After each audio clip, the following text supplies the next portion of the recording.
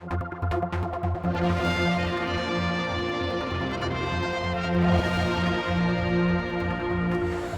our next interview today has been busy for talking with politicians. Here at the Millennium Suite is Leonard Singer, MHK, and today's interesting because you want to talk about the open skies policy of the Isle of Man. You're on this select committee that's going to be reviewing it yet again. Why are we going back on this now?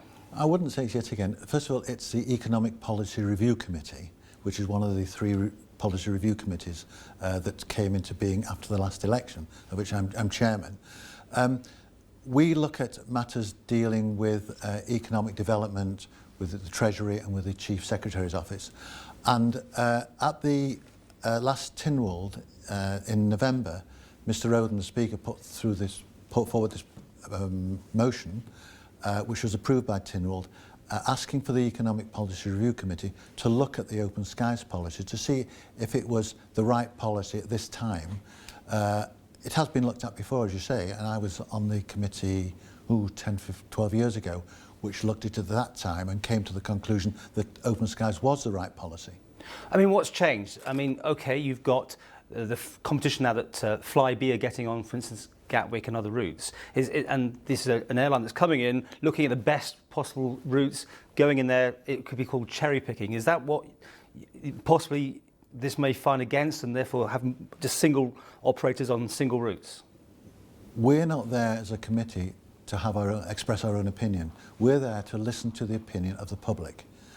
Now, there are options. Some people believe that the open skies policy is the policy. Other people think that you might get a better service by actually licensing the route, so that you then get a guarantee for the actual airline itself, as far as like frequency of service, the cost of the tickets, you know, some kind of guarantees, which guarantees the help for the person who's using the service, but also guarantees the service to the actual airline itself. But with all the controversy about the sea routes and the situation with Isle of Man Steam Packet basically having the user agreement and the only ones there, I mean, everyone will tell you, it seems in the public, that a bit of competition seems to be good for business as far as the passengers are concerned. That's one view, and other people express the opposite view. So that's why, as a committee, we're asking people to write into us, the public, to write letters by January the 3rd if they can send it to the Secretary of the Committee in Legislative Buildings.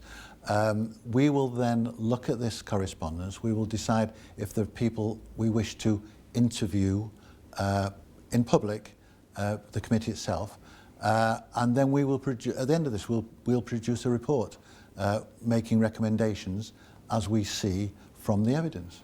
You've obviously looked at the Channel Islands. I mean, they have got a certain amount of closed skies there. And in fact, Guernsey, the government owns an airline which has lost a lot of money yet again this year. I mean, you don't see that as an option, do you? Now, you're trying to push me here. I'm not here to express a view.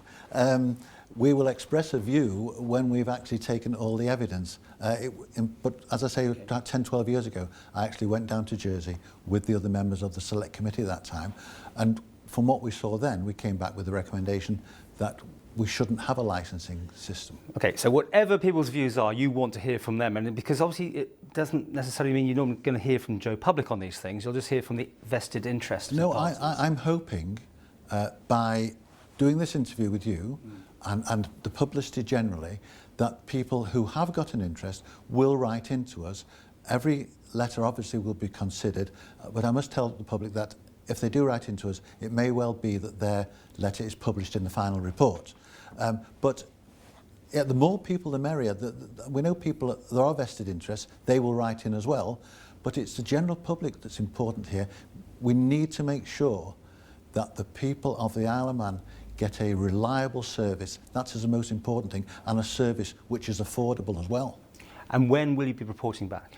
Well, it depends how much evidence we get. There's only 2 of us on the committee now. There were 3, but Howard Quayle, MHK, is a member of the Department of Infrastructure, so he's got a direct interest through that department. So there's myself and Dudley Butt, MLC, and we will, as soon as we can actually, but We don't know when. It depends how much evidence we get, as I say, and how much time it takes to coordinate that evidence and to interview the people who we feel we should be interviewing. And I say those interviews will be in public.